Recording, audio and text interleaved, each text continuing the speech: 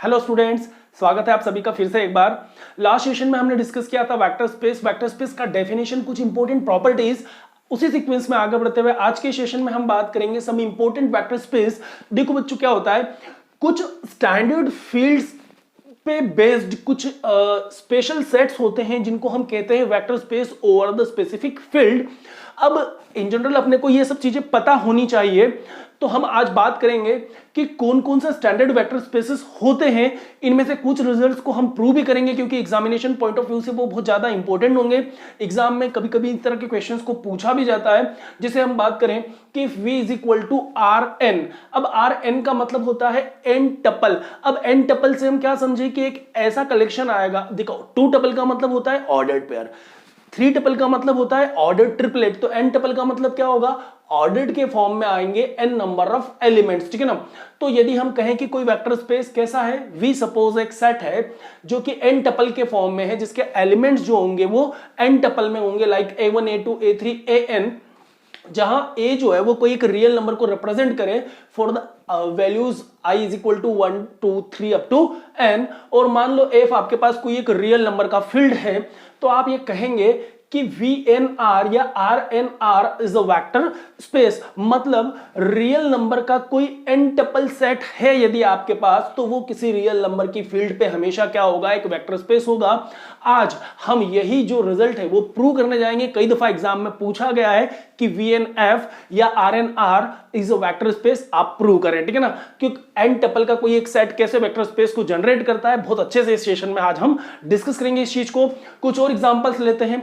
Suppose आपके पास कोई एक मैट्रिक्स का सेट है, सपोज V कोई एक नॉन एम्प्टी सेट है जो कि किसका कलेक्शन है, मैट्रिक्स का है, like Aij of the order m by n, जहां A कोई एक रियल नंबर है, मतलब रियल नंबर से बना कोई एक मैट्रिक्स होगा बच्चों। और मान लो आपके पास कोई एक फील्ड है लाइक r प्लस डॉट, मतलब रियल नंबर का कोई एक फील्ड है जो कि एडिशन और मल्टीप्लिकेशन के रेस्पेक्ट में हमने उसको डिफाइन किया है। तो आप कहेंगे कि ऐसे कलेक्शंस, ऐसे एलिमेंट्स का जो सेट होता है V, वो भी इस फील्ड F पे हमेशा एक वेक्टर स्पेस को जनरेट करेगा।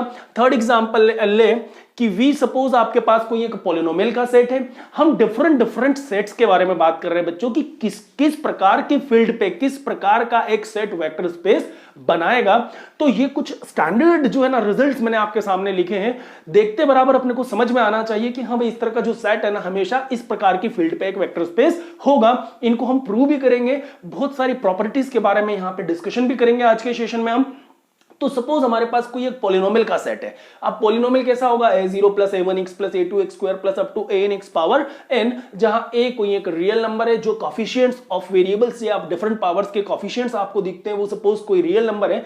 तो इस प्रकार से बने पॉलिनोमियल का जो सेट होता है वो भी फील्ड f, जो कि कैसा है, रियल नंबर का फील्ड है। ठीक है ना। तो किसी रियल नंबर की फील्ड पे इस प्रकार के पॉलिनोमियल का जो सेट है वो भी एक वेक्टर स्पेस जनरेट करेगा। मींस इस सिचुएशन में आप कह सकते हैं कि V over the field R is a vector space.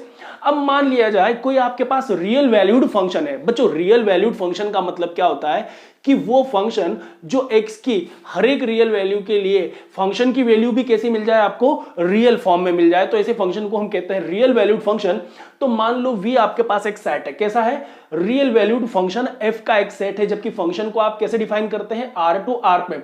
मतलब किसी भी रियल वैल्यू पे यदि फंक्शन को आप डिफाइन करें तो उसका वैल्यू भी कैसा है, रियल है। यदि इस प्रकार के फंक्शंस का भी आपको एक कलेक्शन देखने को मिले, एक सेट देखने को मिले, तो आप ये कह सकते हैं कि रियल नंबर की किसी फील्ड f पे ये जो सेट होता है रियल वैल्यूड फंक्शन का, वो भी एक वेक्टर स्पेस को जनरेट करेगा। Means V over the field R is a vector space. इसी प्रकार यदि हम बात करें कि सपोज आपके पास किसी रियल नंबर की सीक्वेंस का एक कलेक्शन है, एक सेट है, तो सीक्वेंस ऑफ रियल नंबर भी एक वेक्टर स्पेस को जनरेट करेगा over the field F, where F is generated by R plus dot. ठीक है ना। जो F जो आपका फील्ड है वो कैसा होगा, रियल नंबर का फील्ड होगा, जो कि एडिशन और मल्टीप्लिकेशन दोनों के रेस्पेक्ट में वेल डिफाइंड होगा फील्ड होगा। ठीक है।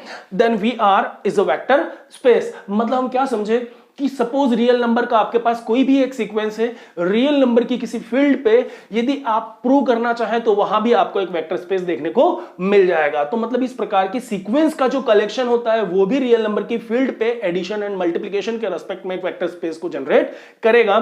बात करें कि every field is a vector space over its subfield. बहुत इंपॉर्टेंट पॉइंट है बच्चों, ध्यान रखिएगा कि जितनी भी फील्ड है ना उनकी सबफील्ड जो होती है, every field is a vector space over its subfield. तो हर एक फील्ड की सबफील्ड जो है वो सबफील्ड पे भी जो फील्ड है वो एक वेक्टर स्पेस जनरेट करेगा, ठीक है। लाइक हम समझे एग्जांपल के लिए, हम जानते हैं कि Z is a subset of Q, Q is a subset of R and R is subset of C, जहां इंटीजर्स, रेशनल नंबर्स, ठीक है ना, रियल नंबर, कॉम्प्लेक्स नंबर आप अच्छे से जानते हैं।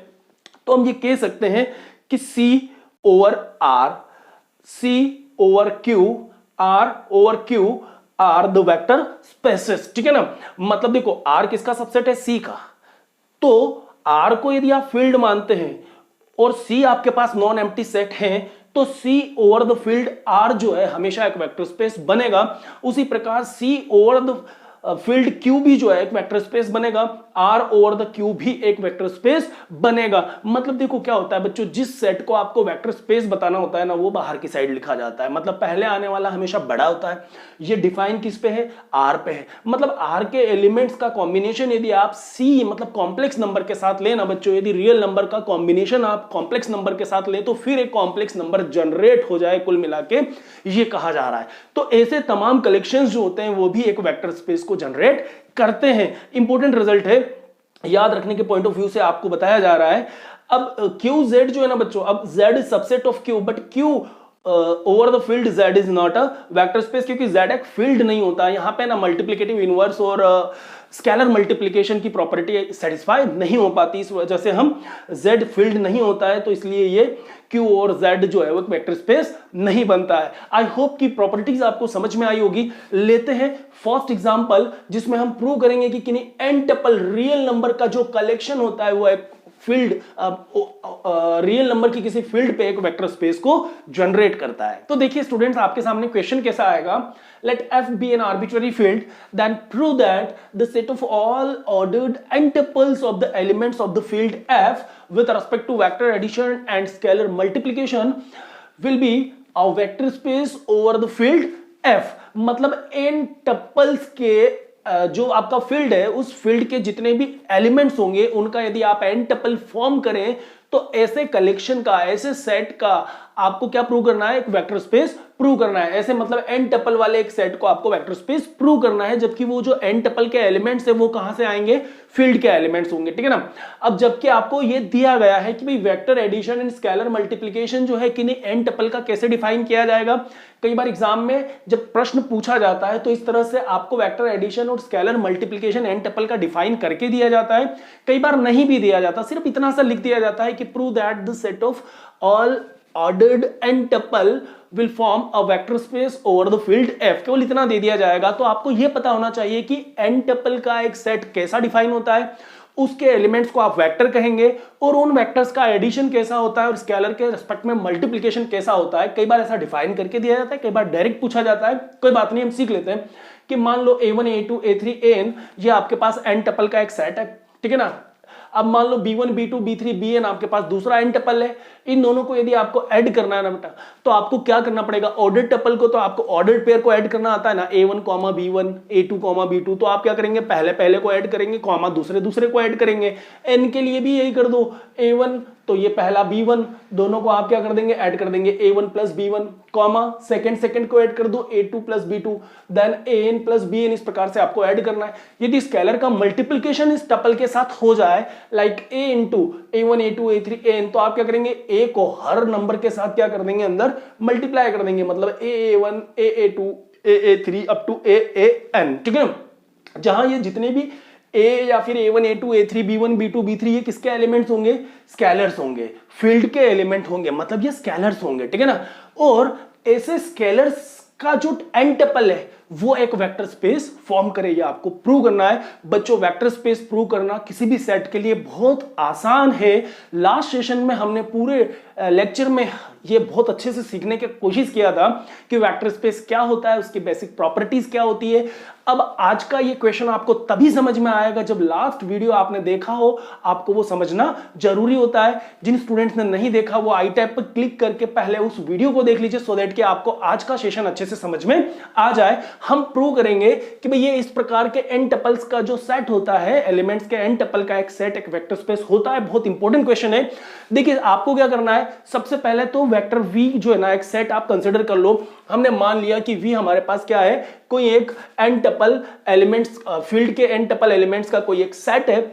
लाइक अब कैसा होगा भाई, v कैसा होगा, a1 a2 a3 an ordered pair होता। देखो यदि n टपल के लिए प्रूव हो रहा है ना, तो 2 टपल 3 टपल 4 टपल सबके लिए वेरीफाइड होगा ये, ठीक है ना, वैलिड होगा। तो a1 a2 a3 an, मान लो हमारे पास ये कोई एक n टपल है, ये एक एलिमेंट है, n टपल से मिलके एक एलिमेंट बनता है वेक्टर का, जहां ये n एलिमेंट्स कहां से आते हैं, फील्ड से आते हैं। a1 a2 a3 an कहां के हैं, फील्ड के हैं, ये स्केलर्स है। तो ये तमाम n स्केलर्स मिलके एक पेयर के फॉर्म में, टपल के फॉर्म में जब आते हैं तो ये क्या जनरेट कर देंगे, एक वेक्टर को रिप्रेजेंट करेंगे।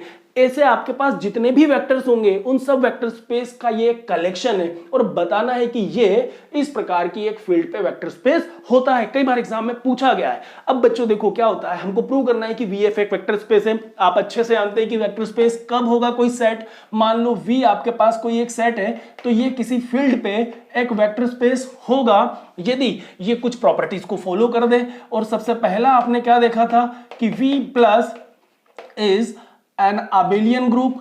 अब V प्लस एक आबेलियन ग्रुप हो तो आबेलियन ग्रुप कब होगा, जब ये 5 प्रॉपर्टी सेटिस्फाई कर दे। मतलब वो जो 5 प्रॉपर्टी है वो क्या होगी कि V जो है वो क्या हो, एडिशन के रेस्पेक्ट में क्या हो जाए, क्लोज्ड हो जाए। मतलब यहां पे क्लोजर एक्सियम को सेटिस्फाई कर दे। सेकेंड हमने कहा अब क्लोज्ड हो मतलब क्या बच्चों की, V के जितने भी एलिमेंट्स है ना, लाइक यदि आप मान के चलें कि अल्फा और बीटा V के कोई 2 एलिमेंट्स हैं, तो उनका जो सम है वो भी किस में आ जाए, V में आ जाए। तो आप क्या कहेंगे कि V is closed with respect to addition.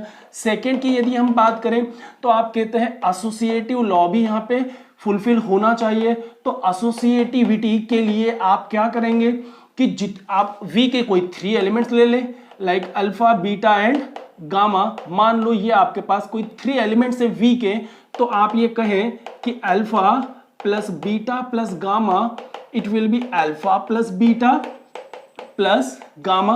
यदि ये V के 3 एलिमेंट्स के लिए इस तरह की प्रॉपर्टी फुलफिल हो जाए, लाइक बाद के 2 वेक्टर्स को आप ऐड करें पहले के साथ, या पहले 2 वेक्टर्स को ऐड करें थर्ड के साथ, और दोनों की वैल्यूज कैसे आ जाए, इक्वल आ जाए, तो आप कहेंगे कि ये एसोसिएटिविटी प्रॉपर्टी भी यहां पे फुलफिल होती है। थर्ड आप कहते हैं कम्यूटेटिव लॉ। अब कम्यूटेटिविटी को भी आपको यहां पे प्रूव करना होगा। तो अब कम्यूटेटिविटी देखने के लिए आपको क्या करना होगा, आप लिखेंगे क्या, V प्लस इज क्लोज्ड या closure axiom, associative property, commutative property. Commutative के लिए आपको 2 एलिमेंट लेने हैं। मान लो अल्फा बीटा V के कोई 2 एलिमेंट्स है, तो बच्चों आपको यह बताना पड़ेगा कि अल्फा प्लस बीटा जो है वो बीटा प्लस अल्फा के इक्वल है। फटाफट मैं आपको डेफिनेशन समझा देता हूं एक बार, ताकि ये रिजल्ट प्रूव करना हमारे लिए काफी आसान हो जाए।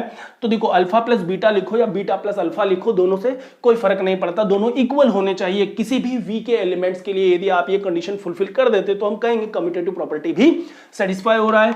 चौथा और मोस्ट इंपोर्टेंट यहां पे होता है आइडेंटिटी एलिमेंट को एग्जिस्ट करवाना, ठीक है ना, कि यहां पे जो आइडेंटिटी एलिमेंट है वो भी एग्जिस्ट होना चाहिए। मतलब यदि हम मान के चले कि सेट V का कोई भी प्रत्येक एलिमेंट अल्फा के लिए वहां पे कम से कम एक 0 वेक्टर जो है वो ऐसा होना चाहिए कि उस अल्फा के साथ यदि आप उस 0 वेक्टर को ऐड करें या 0 वेक्टर के साथ अल्फा को ऐड करें तो आपको फिर से क्या मिल जाए, अल्फा मिल जाए। मतलब उस वेक्टर के सेट में कम से कम एक 0 वेक्टर का होना भी अनिवार्य है, तब जाके आप ये कहेंगे कि वो 0 जो है वो उस सेट का एक आइडेंटिटी एलिमेंट है जिसको आपको वेक्टर स्पेस प्रूव करना है। उसमें आपको ये 0 हमेशा ढूंढना पड़ेगा, ये 0 हमेशा उसमें एग्जिस्ट होना चाहिए। 5वीं प्रॉपर्टी ये होती है बच्चों इनवर्स प्रॉपर्टी, ठीक है ना, मतलब हर एलिमेंट का एक यूनिक वहां पे इनवर्स जो है वो भी मौजूद होना चाहिए। तो इनवर्स के लिए आप क्या करेंगे, इनवर्स बताने के लिए आप बताएं कि प्रत्येक अल्फा बिलोंग्स टू V के लिए कम से कम एक माइनस अल्फा जो होता है वो भी V में ऐसा होना चाहिए कि यदि इन दोनों को मैं ऐड करूं तो मुझे क्या मिल जाए, वहां पे जीरो वेक्टर मिल जाए। मतलब आपको ये बताना पड़ेगा कि हर वेक्टर के लिए सेट में कम से कम एक वेक्टर ऐसा एग्जिस्ट होगा कि दोनों का सम करने पे आपको जीरो वेक्टर मिल जाए। और ये रिजल्ट ना बच्चों प्रूव करना इस तरह के एग्जांपल्स पे बहुत आसान है, बहुत इजी है। अभी हम समझेंगे इस चीज को, बस अभी डेफिनेशन हम रिकॉल कर रहे हैं। यदि ये 5 प्रॉपर्टी सेटिस्फाई होती है तो हम कहेंगे कि जो आपका V है प्लस ऑपरेशन के लिए एक अबेलियन ग्रुप होता है। फिर सेकेंड प्रॉपर्टी आपको ये बतानी होती है बच्चों, स्केलर मल्टीप्लिकेशन प्रॉपर्टी, जो कि इंपॉर्टेंट प्रॉपर्टी है। अब स्केलर मल्टीप्लिकेशन में आपको क्या बताना होगा, स्केलर मल्टीप्लिकेशन में आपको सिर्फ यह बताना होता है कि V का कोई एक एलिमेंट ले लो, V का एलिमेंट मान लो हमने अल्फा लिया, और फील्ड का कोई एक एलिमेंट F ले लो, और आप बता दो कि स्केलर का वेक्टर के साथ जो प्रोडक्ट होता है वो भी एक वेक्टर को जनरेट करता है। मतलब scalar into vector will again represent the vector. ये होता है स्केलर मल्टीप्लिकेशन। लास्ट लेक्चर में हमने अच्छे से सीखा था। और एडिशनली आपको 4 एक्सियम और प्रूव करने होते हैं। आपको बताना होता है कि alpha a into alpha plus beta is equal to a alpha plus a beta, a plus b into alpha is a alpha plus b alpha. Third आपको बताना होता है a into b alpha is equal to a into b alpha, and last one is 1 into alpha is equal to alpha. यदि additionally हम इन 4 conditions को भी किसी सेट के लिए प्रूव कर दें, बता दें, जहां ए बी जो होते हैं बच्चों वो फील्ड के एलिमेंट्स होंगे, स्केलर्स होंगे, अल्फा बीटा जो है वो यहां पे वेक्टर्स को रिप्रेजेंट करेंगे, 1 जो है वो भी फील्ड से आएगा। मतलब जिस फील्ड पे आप वेक्टर स्पेस प्रूव करने जा रहे हैं उसमें एक यूनिटी एलिमेंट का होना भी जरूरी है। तो इन एक्सियम्स को जो भी सेट V किसी फील्ड के लिए फुलफिल कर देगा, हम कहेंगे कि वो जो सेट V है उस पर्टिकुलर फील्ड F पे एक वेक्टर स्पेस बनाता है। तो फटाफट हम इस क्वेश्चन पे इन तमाम प्रॉपर्टीज को अप्लाई करें, वेरीफाई करके देखते हैं। फटाफट हम इनको प्रूव करें। V plus is a vector space, ये आपको प्रूव करना है। तो सबसे पहले बच्चों आपको बताना पड़ेगा कि जो V है वो प्लस के लिए क्या हो, अबेलियन ग्रुप हो। और ये अबेलियन ग्रुप बताने के लिए देखिए एग्जाम में आए तो आप सिस्टमेटिकली इस प्रकार से लिखिएगा, इन प्रॉपर्टीज को एक एक करके हम प्रूव करते हैं। अबेलियन बताने के लिए आपको बताना पड़ेगा कि V जो है वो क्या हो, क्लोज्ड हो। क्लोज्ड हो का मतलब क्या बच्चों, प्लस ऑपरेशन के लिए ना V के जितने एलिमेंट्स हैं उन सभी एलिमेंट्स में से किन्हीं भी 2 एलिमेंट को आप जोड़ के देखो, उनका सम भी हमेशा V में आना चाहिए, V से बाहर नहीं जाना चाहिए। यदि किन्हीं 2 एलिमेंट का सेट में तो कितने एलिमेंट्स हैं, n नंबर ऑफ एलिमेंट्स, ऐसे n टपल्स का एक सेट है, ये n टपल मिलके एक एलिमेंट बनाते हैं। ऐसे कई सारे एलिमेंट्स हैं और किन्हीं भी एलिमेंट्स को आप जोड़ोगे ना, प्लस करोगे, तो उनका सम जो है वो एक n टपल ही होगा, एक वेक्टर ही होगा। बट वो वेक्टर इस सेट के अंदर आना चाहिए, V के बाहर नहीं जाना चाहिए, हमें ये बताना है। तो देखो बच्चों क्या करना है, बहुत आसानी से हम इसको प्रूव कर देंगे। हम ये मान ले, यहाँ पे पहले तो क्लोज बताने के लिए आपको 2 अल्फा बीटा मानने पड़ेंगे। तो हम मान लें कि अल्फा जो है आपके पास A1, A2, A3 से लेके AN, एंड बीटा हम मान लें B1, B2, B3 से लेके Bn। मान लो हमारे पास ये कोई 2 एलिमेंट्स हैं जो कि सेट V के हैं। Suppose alpha and beta belongs to V, तो आपको ये बताना है कि इनका जो सम है वो भी V के अंदर ही आना चाहिए। तो बड़ी आसानी से हम बता देंगे कि alpha plus beta means in दोनों का सम। और बच्चों देखो आप जानते हो कि यदि ये अल्फा है ये बीटा है, इन दोनों को आप सम करते हो तो एलिमेंट्स कैसे आएंगे आपके पास, A1 plus B1, A2 plus B2, A3 plus B3 up to AN plus BN। अब मुझे बताइए अल्फा प्लस बीटा मतलब दिस टपल प्लस दिस। तो देखो आप क्या करते हैं, पहले पहले second second third and last last, इनको ही आप ऐड करते हैं। हमने ऐड किया। अब मुझे बताओ A1 plus B1, A2 plus B2, A3 plus B3, AN plus BN ये क्या है। यदि A1, A2, A3, AN ये फील्ड्स के एलिमेंट्स हैं, B1, B2, B3 ये फील्ड के एलिमेंट है, स्केलर है, तो 2 स्केलर का सम एक स्केलर, 2 स्केलर का सम एक स्केलर, 2 स्केलर का सम फिर एक स्केलर। यहां भी आप बताएं कि 2 स्केलर का सम एक स्केलर होता है। तो इस प्रकार से ये जो टपल मिला बच्चों आपको क्या मिला, फिर से n नंबर ऑफ स्केलर्स का एक टपल मिला, और n नंबर ऑफ स्केलर का यदि वो टपल है तो ऑफ कोर्स वो किसको रिप्रेजेंट करेगा, v को ही रिप्रेजेंट करेगा। तो हम क्या कहेंगे कि यदि अल्फा और बीटा इस प्रकार के दो एलिमेंट्स हैं तो उनका जो सम है वो भी किसको रिप्रेजेंट करेगा, v को ही रिप्रेजेंट करेगा। मतलब v is closed with respect to addition operation, ठीक है ना। तो यहां हमने ये क्लोजर प्रॉपर्टी बताया। सेकेंड देखो, अब आपको ये बताना है एसोसिएटिविटी प्रॉपर्टी। तो एसोसिएटिव बताने के लिए आपको तीन वेक्टर्स जो है वो सेलेक्ट करने पड़ेंगे। तो हम मान लें कि अल्फा बीटा एंड गामा जो है वो तीन कोई वेक्टर्स हैं। तो suppose alpha beta and gamma belongs to V, जबकि हम जानते हैं भाई अल्फा बीटा गामा वी के एलिमेंट्स हैं, और वी के एलिमेंट्स कैसे होते हैं, एन टपल के फॉर्म में होते हैं। तो यहाँ पे हमने अल्फा ऐसा माना, बीटा ऐसा माना, और गामा क्या मान लें, सपोज गामा हम यहाँ पे मान लें C1 C2 C3 up to Cn। तो देखो यदि हम गामा इस प्रकार से मानते हैं अल्फा बीटा, तो हम ऑलरेडी हमारे पास डिफाइंड है, गामा भी हम एक ले लें और हम ये बताएं कि alpha plus beta plus gamma जो होते हैं वो alpha plus beta plus gamma के इक्वल आना चाहिए। मतलब ब्रैकेट पहले बाद के दो को ऐड करें फिर पहला लें, या पहले दो को ऐड करें बाद में थर्ड को लें, दोनों का सम हमेशा कैसा होना चाहिए, एक जैसा आना चाहिए। तो बच्चों इसको दो प्रकार से प्रूव कर सकते हो, LHS ले लो, RHS बता दो, या फिर LHS का सेपरेट वैल्यू निकालो, RHS का सेपरेट वैल्यू निकालो और बता दो कि दोनों का वैल्यू एक समान आ रहा है, ठीक है। तो देखो यहाँ पे यदि आप अल्फा लेते हैं तो अल्फा का वैल्यू है A1 A2 A3 up to an plus, अब यहां पे हम क्या करेंगे, बीटा और गामा को सम करें। तो बीटा और गामा को सम करना मतलब B1 B2 B3 से लेके Bn प्लस गामा का मतलब हुआ C1 C2 C3 से लेके Cn का सम करें, ठीक है। तो अब आप देखिए यहां पे ये आपका A1 A2 A3 up to An, तो ठीक है। इन एलिमेंट्स को आप कैसा लिख सकते हैं, दो वेक्टर का सम, दो टपल का सम, मतलब first first second second third third, corresponding element को सम करें। तो यहां आएगा B1 plus C1 B2 plus C2 then B3 plus C3 up to Bn plus Cn। Clear. तो देखो ये भी क्या बन गया आपके पास, ये भी एक n टपल का सेट बना, क्योंकि दो स्केलर का सम क्या होता है, एक स्केलर ही होता है भाई। B1 C1 यदि फील्ड से है, इनको जोड़ोगे तो कोई एक नया नंबर तो आएगा ही आएगा ना।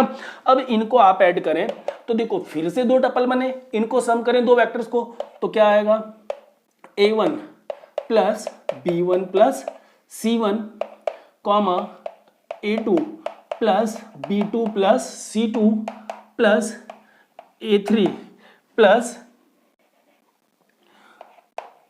B3 प्लस ये कॉमा आएगा, ठीक है ना, A3 plus B3 plus C3 comma up to, यदि हम इसको लेकर चलें तो AN plus BN plus CN, ठीक है ना। अब देखिए यहां पे कैसे बने एलिमेंट्स आपके, A1 और इसमें किसको जोड़ेंगे, इसके पहले एलिमेंट B1 प्लस C1 को, A2 में इसके second element B2 plus C2 को, देन AN में इसके एलिमेंट BN प्लस CN को। तो बच्चों देखो यहां पे ना यदि ये फील्ड है तो फील्ड के एलिमेंट्स पे तो सारी प्रॉपर्टीज जो है वो ग्रुप की ऑलरेडी सेटिस्फाई होती है। मतलब यहां यदि ये स्केलर्स हैं, फील्ड के एलिमेंट्स हैं, तो यहां फील्ड के एलिमेंट पे तो एसोसिएटिव प्रॉपर्टी सेटिस्फाई होती है। मुझे बताना है कि वेक्टर्स के लिए भी ये एसोसिएटिव प्रॉपर्टी जो है वो सेटिस्फाई हो रही है। तो यहां पे तो आप ये जानते हैं कि यदि A1 plus B1 plus C1 है तो किन्हीं रियल नंबर या किन्हीं फील्ड्स के एलिमेंट्स पे तो ऑलरेडी एसोसिएटिव प्रॉपर्टी होल्ड होती है।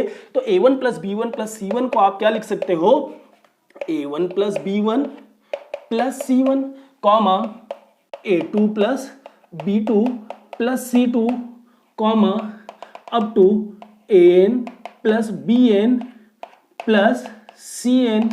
अब देखो यहां पे हमने क्या किया, B1 C1 को ऐड करें देन A1, या A1 B1 को ऐड करें देन C1।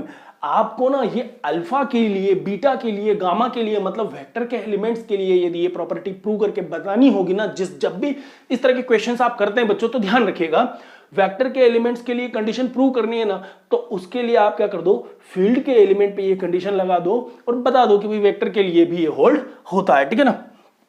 तो अब देखो इनको वापिस से आप क्या करें, हमने इनको ऐड किया, ऐसा बनाया, ऐसा बनाया। अब यहां से रिवर्स प्रोसेस शुरू करें कि a1 plus b1 plus c1, a2 plus b2 plus c2, an plus bn plus cn। तो यहां क्या आ जाएगा, यहां a1 और b1 का सम हो रहा है, तो आप क्या लिख देंगे भाई, a1 और b1 का सम जो होता है बच्चों वो a1 कॉमा a2 से लेके an प्लस b1 b2 से लेके bn। भाई ये a1 plus b1, a2 plus b2, a3 a2 plus a1 plus b1, a2 plus b2, a3 plus b3, ये जो आप लिख रहे हो ना, इसका मतलब हुआ a1 a2 an, b1 b2 bn। इनको यदि मैं ऐड करूंगा तो क्या मिलेगा, ये जो ब्रैकेट की वैल्यूज मिल रही है यही मिलेगी। एंड प्लस C1 का मतलब क्या हुआ, ये तो आपने जो आपके पास ब्रैकेट वैल्यू चल रहा था वो ब्रैकेट वैल्यू का सम में इस प्रकार से लिखूं। एंड जो आपके पास लास्ट क्या चल रहा है यहाँ पे plus C1 plus C2 plus Cn, तो इसको हम क्या लिख दें, C1 C2 से लेके Cn तक। तो अब मुझे बताइए A1 A2 An plus B1 B2 Bn plus Cn, तो पहले ब्रैकेट के अंदर कौन है, ये अल्फा और ये प्लस बीटा। तो इसकी जगह मैं यहाँ क्या लिख दूंगा बच्चों, यहाँ पे लिख के दिखा देता हूं, ठीक है ना। तो ये जो फर्स्ट ब्रैकेट है इसके अंदर आपको क्या मिल रहा है, यहाँ पे alpha plus beta and then plus C1 C2 C3, जिसको आप क्या कहेंगे, गामा। तो मुझे बताओ आप क्या लेके चले थे, यहाँ पे आप लेके चले थे alpha plus beta plus gamma, और आपने यहां पे क्या बता दिया, alpha plus beta plus gamma. मतलब हमने स्केलर पे एसोसिएटिव लगा दिया, स्केलर के एलिमेंट्स पे ब्रैकेट शिफ्ट किया और बता दिया कि भाई ये चीज जो है एप्लीकेबल होगी किन पे, वेक्टर्स पे। वेक्टर्स ऐसा लिया और इस प्रकार से हमने प्रूव कर दिया। मतलब ये प्रॉपर्टी बताता है जिसको हम कह सकते हैं RHS, ठीक है ना। मतलब ये LHS लिया, RHS बता दिया।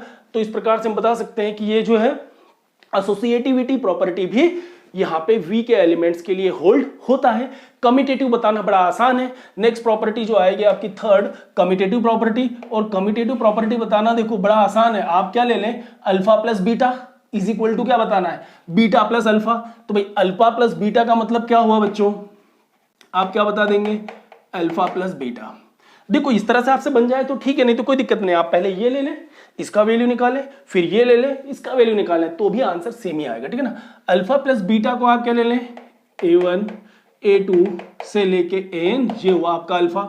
प्लस बीटा की जगह क्या ले लें, B1 B2 से लेके Bn, ठीक है। अब इन दोनों को यदि मैं ऐड करता हूं तो क्या आएगा, A1 plus B1 A2 plus B2 से लेके An प्लस Bn, यही आएगा बच्चों। दो टपल का सम इसी प्रकार से लिखते हो ना, फर्स्ट सेकंड सेकंड, ठीक है। अब ये A1 प्लस B1 जो है ना, इसको क्या मैं ऐसा लिख सकता हूं, B1 plus A1, B2 plus A2, then Bn plus An। भाई स्केलर्स के एलिमेंट्स पे तो कम्यूटेटिव प्रॉपर्टी वैसे भी सेटिस्फाई होती है। मतलब यदि A1 B1 कोई फील्ड के एलिमेंट है, कोई स्केलर से, तो A1 प्लस B1 को मैं B1 प्लस A1 लिख सकता हूं। बट मुझे यह बताना है कि मैं वेक्टर के एलिमेंट अल्फा प्लस बीटा को भी बीटा प्लस अल्फा कर सकता हूं। समझ में आ रहा है। तो यहां पे इसके लिए आपको क्या बताना पड़ेगा बच्चों, ये जो है देखिए, अब आपको ये बताना है, प्रूव करना है। तो B1 plus A1, B2 plus A2, Bn plus An। मतलब इसको मैं क्या लिख सकता हूं, B1 B2 Bn, पहला वाला सेट लिख लो आप, B1 B2 से लेके Bn का सम हो रहा है। और सेकंड वाला आपका क्या है, हर सेकंड प्लेस को देखो, A1 A2 An, तो यहां आ गया A1 A2 up to An। यदि मैं इसको देखूं तो B1 B2 Bn क्या है, बीटा, A1 A2 An क्या है, अल्फा। मतलब हमने क्या लिया, अल्फा प्लस बीटा, क्या बता दिया, बीटा प्लस अल्फा। मतलब यहां पे आपके पास कम्यूटेटिव प्रॉपर्टी भी सेटिस्फाई होती है। इसी प्रकार अब हमारा एक काम और बचा है कि हम आइडेंटिटी और इनवर्स प्रॉपर्टी भी यहां पे सेटिस्फाई करवा दें V के एलिमेंट्स के लिए। तो V जो है वो प्लस ऑपरेशन के रिस्पेक्ट में एक अबेलियन ग्रुप जो है वो फॉर्म कर देगा। फिर हमारे पास बची हुई ये जो प्रॉपर्टीज है ये बड़ी आसानी से आप प्रूव कर देंगे। इनको प्रूव करना कोई कठिन काम नहीं होता है। तो हम बात करते हैं एग्जिस्टेंस ऑफ आइडेंटिटी एलिमेंट। तो देखिए आइडेंटिटी प्रॉपर्टी प्रूव करने के लिए बच्चों आपको क्या करना पड़ेगा कि भाई सपोज अपने पास सपोज हमारे पास अल्फा जो है वो लाइक A1 A2 An ये हमारे पास कोई एक वेक्टर है, तो इस वेक्टर के लिए अपने को V में ही कोई एक जीरो वेक्टर ढूंढना होगा। तो हम ये कहें कि कम से कम एक जीरो वेक्टर को थोड़ा सा बोल्ड करें। ये कैसा होना चाहिए, 0, 0, 0 अप टू 0, मतलब जीरो स्केलर्स का एक एंटपल ले लो भाई। जीरो तो फील्ड में होता है, कोई दिक्कत नहीं है, ठीक है ना। और बिलोंग्स टू हमने क्या कहा, ये प्रत्येक अल्फा के लिए ये भी हमारे पास क्या है, कोई एक वेक्टर है। तो अल्फा कहें या जीरो कहें, दोनों किसके एलिमेंट्स हैं, V के हैं। तो हम ये बताएं कि ये अल्फा प्लस जीरो जो है ये अल्फा के इक्वल आ जाए। तो देखो अल्फा की प्लेस पे आपने क्या रखा, A1 A2 A3 up to AN, plus zero की प्लेस पे आप क्या रख दें, 0, 0, 0 अप टू 0। इन दोनों को यदि आप ऐड करते हैं बच्चों, तो A1 प्लस 0 कितना आया आपके पास, A1 प्लस 0 A1, फिर आप कहेंगे A2 प्लस 0 अगेन कितना आया A2, then up to AN plus 0 it will be AN। तो ये किसके बराबर हो गया, अल्फा के, मतलब अल्फा प्लस 0 किसके इक्वल आया, अल्फा के इक्वल आया, जो कि किसको रिप्रेजेंट करता है, V को। तो देखो क्या होता है, ये A1 A2 A3 AN किसके एलिमेंट्स हैं, F के स्केलर्स हैं, फील्ड है।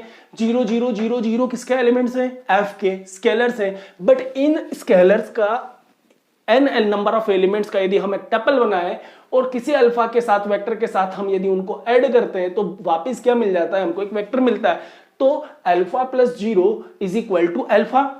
अब आप ये भी बता सकते हैं कि 0 plus alpha is equal to alpha. अब इसके लिए आपको क्या करना पड़ेगा, पहले ये लिख दो फिर ये लिख दो। तो 0 plus A1 0 plus A2 0 plus A3 again A1 A2 A3 N, जो कि किसको रिप्रेजेंट करेगा, अल्फा को ही रिप्रेजेंट करेगा। तो यहां पे बच्चों इस प्रकार से हम क्या देख रहे हैं कि ये जो जीरो है, ये जीरो क्या है, यहाँ पे एडिटिव आइडेंटिटी है, ठीक है ना, एडिटिव आइडेंटिटी। और यही इस सेट का एक आइडेंटिटी एलिमेंट है। मतलब ये जीरो यदि हम किसी भी वेक्टर के साथ एन टपल के ऐड करें तो आपको वही वेक्टर वापस से मिल जाएगा। मतलब यहां पे जो सेट ऑफ वेक्टर है वो आइडेंटिटी एलिमेंट मिल रहा है, मतलब आइडेंटिटी एक्सियम को भी सेटिस्फाई करता है। इसी प्रकार यदि आपको इनवर्स ढूंढना हो तो इनवर्स के लिए आपको क्या करना होगा कि सपोज आपके पास कोई एक अल्फा ऐसा है like A1 A2 A3 up to AN, जो कि V का एलिमेंट है। तो हम ये कहेंगे कि कम से कम हमारे पास एक माइनस अल्फा जो है V में ऐसा हो कि minus A1 minus A2 up to minus A3 up to minus AN, ये भी V में हमारे पास ऐसा है कि हम अल्फा और माइनस अल्फा को यदि ऐड कर दें, तो देखो इन दोनों को ऐड करने पे, इन दोनों वेक्टर्स को ऐड करने पे मेरे पास क्या आना चाहिए, आइडेंटिटी 0 आना चाहिए। तो जिन दो वेक्टर को सम करने पे आइडेंटिटी आता है, मतलब वो दोनों एक दूसरे के क्या है, इनवर्स है, एडिटिव इनवर्स है, ठीक है ना। अब देखो A1 A2 A3 यदि फील्ड के हैं तो बच्चों फील्ड में तो हर एलिमेंट का एक इनवर्स होता ही है। तो minus A1 minus A2 minus AN भी किसमें होंगे, फील्ड में होंगे। बस आपको फील्ड का कॉन्सेप्ट समझ में आना चाहिए कि A1 A2 A3 AN यदि F में है तो minus A1 A2 A3 minus AN जो है ये भी फील्ड में होते ही हैं। और यदि ये होते हैं तो ये अल्फा को रिप्रेजेंट करेगा, तो ऑफकोर्स ये किसको रिप्रेजेंट करेगा, यदि यहां से आप माइनस कॉमन करके बाहर कर देंगे तो -1, तो ये किसमें आएगा, ये माइनस अल्फा को रिप्रेजेंट करेगा, जो कि फिर से एक V का एलिमेंट। अब इन दोनों को ऐड करके देख लो क्या आपको 0 मिल रहा है, मतलब इनवर्स एक्सियम भी यहाँ पे फुलफिल हो रहा है। तो अल्फा की प्लेस पे आप क्या लिख देंगे, A1 A2 A3 up to AN, plus minus alpha की प्लेस पे क्या लिखेंगे, minus A1 minus A2 up to minus AN। इनको ऐड करके देखें तो भाई यहाँ पे ऐड करेंगे तो ये A1 प्लस क्या आया, minus A1 comma A2 plus second element है minus A2 comma A3 plus third element क्या आएगा, माइनस A3। इसी प्रकार आप चलें तो लास्ट एलिमेंट AN प्लस इधर का लास्ट देखिए तो माइनस AN। इनको यदि आप ऐड करें तो A1 plus minus A1 it will B A1 minus A1, जो कि क्या हुआ 0, क्योंकि फील्ड पे तो A1 माइनस A1 0 होता ही है ना, ठीक है। A1 का जो स्केलर A1 का जो एडिटिव इनवर्स है वो माइनस A1, A2 का माइनस A2, ये फील्ड के एलिमेंट्स के लिए। आपको बताना है वेक्टर्स के लिए भी ये कंडीशन सेटिस्फाई होती है, ठीक है ना। तो A1 minus A1 0, A2 minus A2 0, A3 minus A3 0 up to AN minus AN भी 0। और 0 0 0 0 किसको रिप्रेजेंट करता है, 0 वेक्टर को, जहां ये 0 क्या है, F के एलिमेंट है। बट ये जो 0 है ये किसका एलिमेंट है, V का, क्योंकि स्केलर के n एलिमेंट्स का जो टपल होता है वो एक वेक्टर को रिप्रेजेंट करता है। यही चीज आपको समझना है। तो अल्फा प्लस माइनस अल्फा किसके बराबर आया, 0 के। या आप माइनस अल्फा प्लस अल्फा करते तो भी किसके बराबर आता है, 0 के। तो यहां पे आप कहेंगे कि माइनस अल्फा जो है वो क्या है, इनवर्स है। किसका इनवर्स है ये, अल्फा का इनवर्स है। Minus alpha is the inverse of alpha, मतलब यहां पे v के प्रत्येक एलिमेंट अल्फा के लिए उसका एक यूनिक इनवर्स माइनस अल्फा भी एग्जिस्ट करता है, मतलब ये इनवर्स प्रॉपर्टी को भी सेटिस्फाई करता है। तो इस प्रकार से हमने देखा कि v जो था वो प्लस के लिए क्लोज्ड था, commutative, associative, identity and inverse, ये पांचों प्रॉपर्टी यहां पे सेटिस्फाई हो रही है। तो हम यहां पे ये कह देंगे कि v जो है वो प्लस के लिए क्या होगा, इज एन अबेलियन ग्रुप, ये एक अबेलियन ग्रुप होगा बच्चों। अब एडिशनली आपको क्या प्रूव करना है, जो सेकेंड प्रॉपर्टी है स्केलर मल्टीप्लिकेशन, ये तमाम प्रॉपर्टीज भी आप बड़ी आसानी से प्रूव कर सकते हैं। स्केलर मल्टीप्लिकेशन में प्रूव करके बताता हूं, फिर इनको थोड़ा सा डायरेक्ट समझा दूंगा ताकि आपको कॉन्सेप्ट समझ में आ जाए एग्जाम में कैसे लिखना होता है। क्योंकि ये जो हम तमाम चीजें सीख रहे हैं ना, descriptive examination point of view से बात कर रहे हैं। एग्जाम में जब क्वेश्चन आता है ना, तो इस तरह के थ्योरेटिकल क्वेश्चंस को लिखना बड़ा बच्चों को कठिन लगता है, बाकी ये बहुत आसान है। एक बार इसका आपको आर्ट समझना पड़ेगा, आपको समझ में आ जाएगा कि किस प्रकार से लिखा जाता है। तो देखिए स्टूडेंट्स, स्केलर मल्टीप्लिकेशन समझने के लिए आपको क्या करना होगा, एक एलिमेंट आपको वेक्टर से लेना है, एक आपको स्केलर का लेना है, ठीक है ना, और दोनों को प्रोडक्ट करके बताओ कि वो भी v के अंदर उन एक स्केलर और एक वेक्टर का प्रोडक्ट जो है एक वेक्टर को जनरेट करता है। बस इस प्रॉपर्टी का मतलब सिर्फ इतना सा होता है। तो इसकी ये बड़ी आसानी से आप प्रूव कर सकते हैं बच्चों। यहां पे स्केलर मल्टीप्लिकेशन,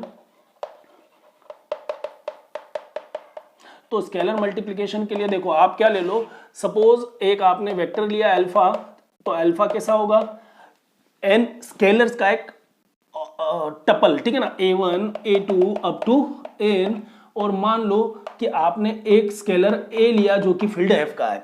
अब आप ये बताओ कि a और अल्फा जो है ना बच्चों, इनका जो प्रोडक्ट है वो v के अंदर जा रहा है, ठीक है। तो ये आपने लिया a, और अल्फा के प्लेस पे आप क्या लिख देंगे, a1 a2 a3 up to an।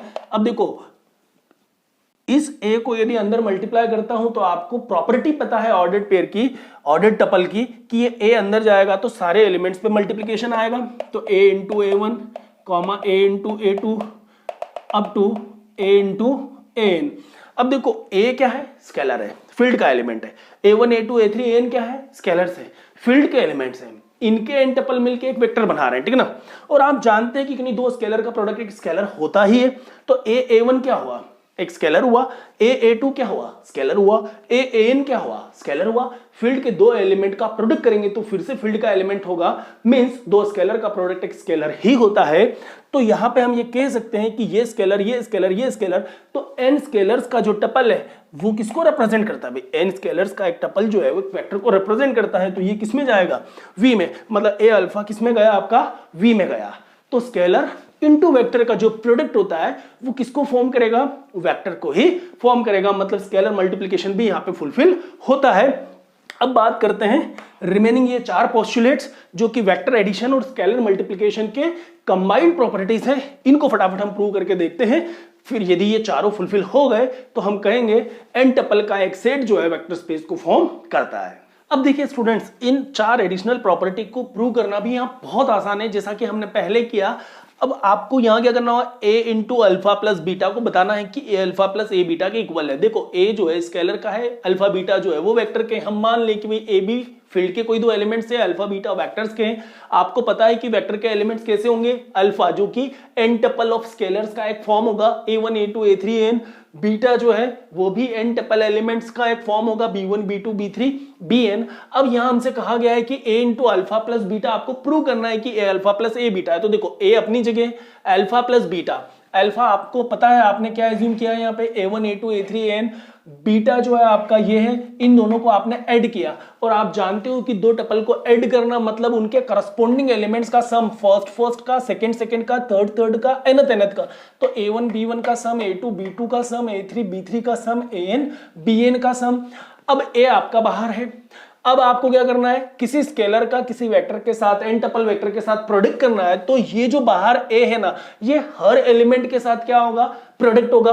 तो a को यहां मल्टीप्लाई किया, a को यहां किया, a को यहां किया, a को यहां किया, इन तमाम n एलिमेंट्स पे मल्टीप्लाई करो। और आप ये ब्रैकेट लगाना भूलना नहीं है, क्योंकि आप टपल के फॉर्म में लिख रहे हैं ना, तो ब्रैकेट के अंदर n एलिमेंट जो है वो आएंगे। तो ये a into this plus a into this plus a into this plus a into this, ये इस प्रकार से आपने किया। अब देखो यहां क्या आ रहा है, a into a one plus b one, a into a two plus b two, a into a three plus b three, a into a n plus b n. और अंदर जितने एलिमेंट्स हैं ये सब स्केलर्स हैं, ये फील्ड के element है, और फील्ड पे एसोसिएटिव कम्यूटेटिव सारी प्रॉपर्टीज जो है वो ऑलरेडी सेटिस्फाई होती है। तो a into a one plus b one, यहां यदि आप डिस्ट्रीब्यूशन लगाओगे तो a into a one plus a into b one, फिर a into a two plus a into b two, comma a into a three plus a into b three, a into a n plus a into b n. अब देखो आपके पास इस तरह के elements आए। अब ये जो है ना, इसको आप देखो a one plus a b two, a b one, a two, a b two, a three, a b three, a n, a b n. अब आप क्या करें, यहां पे ये दो elements, comma this, comma this, comma this. तो आप क्या करें बच्चों, फर्स्ट वाला जितने भी हैं इन तमाम फर्स्ट वाले एलिमेंट्स को आप क्या करें, एक पेयर में लिखें, और जो सेकंड वाले हैं उनको दूसरे पेयर में लिखें, क्योंकि आप जब दो टपल को ऐड करते हैं तो ऐसे ही लिखते हैं ना। तो यहां पे ये जितने भी हमारे फर्स्ट एलिमेंट है वो एक टपल पे आए, एक ऑर्डर्ड पेयर में आए, फिर दूसरा जो ऑर्डर्ड टपल है इसमें आप क्या लेंगे, सेकंड एलिमेंट से उसमें दूसरे ऑर्डर्ड टपल के एलिमेंट्स को लें, a b one, a b two, a b three, a b n, ठीक है ना। अब यहां देखो ए कॉमन आ रहा है, इस ए को आपने कॉमन किया, अंदर क्या बचा, a one, a two, a three, n, यहां भी ए कॉमन आया, b one, b two, b three, b n. तो कुल मिला के ए, और a one, a two, a three, n क्या है, alpha, b one, b two, b three, b n क्या है, बीटा। तो a alpha plus a beta. मतलब आपको फिर वही यहां घूम फिर के सीखने को मिल रहा है कि जो काम आप स्केलर के एलिमेंट्स पे करते हैं, लाइक कम्यूटेटिव, एसोसिएटिव, डिस्ट्रीब्यूटिव, वो सब चीजें आपको किस पे अप्लाई करना है, वेक्टर्स के लिए प्रूव करना है, ठीक है ना। तो इन पे अप्लाई करके हम बता दें कि भाई ये जो है फिर से एक वेक्टर को जनरेट कर देगा, तो यहां भी ये प्रॉपर्टी आपको देखने को मिल जाएगा, ठीक है ना। तो ए इंटू अल्फा प्लस बीटा, मतलब देखो स्केलर मल्टीप्लीकेशन ही हो रहा है। यदि अल्फा बीटा वेक्टर है तो उनके बीच प्लस ही लगेगा। ए यदि स्केलर है तो किसी वेक्टर के साथ जब आप उसको ऑपरेशन में लाएंगे तो केवल प्रोडक्ट ही लगना है, दो वेक्टर को आप केवल ऐड कर सकते हो, और प्रोडक्ट होगा तो सिर्फ स्केलर के साथ ही होगा, ठीक है ना। स्केलर्स के एलिमेंट पे आप प्लस भी ऑपरेट कर सकते हो, डॉट भी कर सकते हो, बट वेक्टर के बीच में केवल और केवल प्लस होगा। स्केलर और वेक्टर के बीच में आप इंटू करेंगे, मल्टीप्लीकेशन करेंगे, इस चीज का ध्यान रखिएगा। तो ये हम इजीली प्रूव कर सकते हैं। देन ए प्लस बी इंटू अल्फा। अब देखो ए बी स्केलर है तो स्केलर प्लस स्केलर क्या होगा, एक स्केलर ही होगा, और उस स्केलर का अल्फा के साथ मल्टीप्लाई करो तो अल्फा तो एक वेक्टर है। मतलब फिर से आपको स्केलर मल्टीप्लिकेशन देखने को मिल रहा है। यहां क्या था, प्रोडक्ट किसका हो रहा है, स्केलर का, समेशन किसका हो रहा है, सम किसका हो रहा है, वेक्टर्स का। तो मल्टीप्लिकेशन और एडिशन आपको डिस्ट्रीब्यूशन देखने को मिला, यहां एडिशन और मल्टीप्लिकेशन आपको डिस्ट्रीब्यूशन देखने को मिलेगा। तो ए प्लस बी अल्फा यदि करते हैं तो ए प्लस बी और alpha a one, a two, a three, n आपने उठा के वैल्यू रखा। अब ये a plus b as it is. अब देखो किसी स्केलर को यदि आप अंदर वेक्टर में मल्टीप्लाई करेंगे तो ये जो है ना, इसके साथ इसके साथ इसके साथ इसके साथ तमाम एन टपल्स के साथ क्या होगा, प्रोडक्ट होगा। तो a plus b into a one, a plus b into a two, a plus b into a three, a plus b into a n हमने किया। अब a plus b into a one, अब देखो अंदर फिर scalars आ गए तो कोई दिक्कत ही नहीं है। अंदर तो आप करें a into a one plus b into a one, a into a two plus b into a two, a into a three plus b into a three, a into a n plus b into n, तमाम elements का multiplication किया। तो देखो यहां position कैसी बन गई, अब a one plus b a one, a two, b a two, a three, b a three, a n, B a N. तो अब देखो बच्चों यहां पे भी क्या करो, ये पहला, ये फर्स्ट, तमाम फर्स्ट को क्या करें, एक टपल में लेके आए। तो a one, a two, a three, a n को हमने क्या किया, एक टपल में लिखा। जो सेकंड पोजीशन पे थे उनको सेकंड टपल में लिखा। अब देखो यहाँ पे ए कॉमन आ रहा है, हर जगह ए कॉमन किया तो अंदर बचा a one, a two, a three, n. यहाँ बी कॉमन आया तो a one, a two, a three, n, a alpha plus b alpha, easily prove किया। Third property a b alpha, मतलब यहां एसोसिएटिव प्रॉपर्टी आपको डालनी है। आपको बताना है कि दो स्केलर का प्रोडक्ट एक स्केलर होता है, वो स्केलर किसी फिर वेक्टर के साथ प्रोडक्ट करूंगा तो अगेन क्या आएगा, एक वेक्टर ही आएगा, बट ब्रैकेट कैसे शिफ्ट हो रहा है, ए बी अल्फा। तो ए बी तो आपका स्केलर है, बाहर रखा, अल्फा की प्लेस पे आपने a one, a two, a three, a n लिखा। अब ये ए बी जो है मल्टीप्लाई होगा किसके साथ, टपल के तमाम एलिमेंट्स के साथ। तो ए बी जो है वो ए वन के साथ भी आएगा, ए टू के साथ भी आएगा, ए थ्री के साथ भी आएगा, ए एन के साथ भी आएगा, बट टपल फॉर्म में लिखना, ब्रैकेट लगाना नहीं भूलना। अब देखो a b a one, a b a two, a b a three, a b a n, ये तमाम स्केलर्स हैं तो इन पे एसोसिएटिव प्रॉपर्टी आप डाल सकते हैं। मतलब ए को पहले लिखें, बी ए वन को बाद में लिखें, ए को बाहर किया, बी ए टू को साथ में लिखा, ए को बाहर किया, बी ए थ्री को साथ में लिखा, ए को बाहर किया, बी ए एन को साथ में किया। स्केलर के एलिमेंट्स पे आप एसोसिएटिव डालेंगे, कोई फर्क नहीं पड़ता है, आगे पीछे आप कहीं भी मल्टीप्लाई करें, फील्ड के एलिमेंट्स के लिए चीजें चलता है, ठीक है ना। तो ये इस प्रकार से किया। अब ए तो आपका बाहर आ गया, क्योंकि आपको प्रूव ही क्या करना था, ए को बाहर करना है और ब्रैकेट किस पे शिफ्ट करना है, बी और अल्फा पे। तो अब इसी चीज को आप ध्यान में रखिएगा कि बी और अल्फा। तो देखो ये BA1 BA2 BA3 BAN, ए आपका कॉमन था, बाहर किया, BA1 BA2 BA3 BAN हमने लिखा। अब यहां देखो ये आपका जो BA1 BA2, इसमें बी सभी जगह कॉमन आया, तो A1 A2 A3 AN, तो A और ये B अल्फा। ब्रैकेट हमने कैसा शिफ्ट किया, स्केलर्स पे अप्लाई करते हुए, ठीक है ना। तो ये इस तरह से बड़ी आसानी से प्रूव हो जाते हैं रिजल्ट, ठीक है ना। एग्जाम में कई बार पूछा गया क्वेश्चन है एन टपल का, आप प्रैक्टिस कीजिएगा, समझ में आ जाएगा। लास्ट प्रॉपर्टी आपका बनता है 1 alpha is equal to alpha.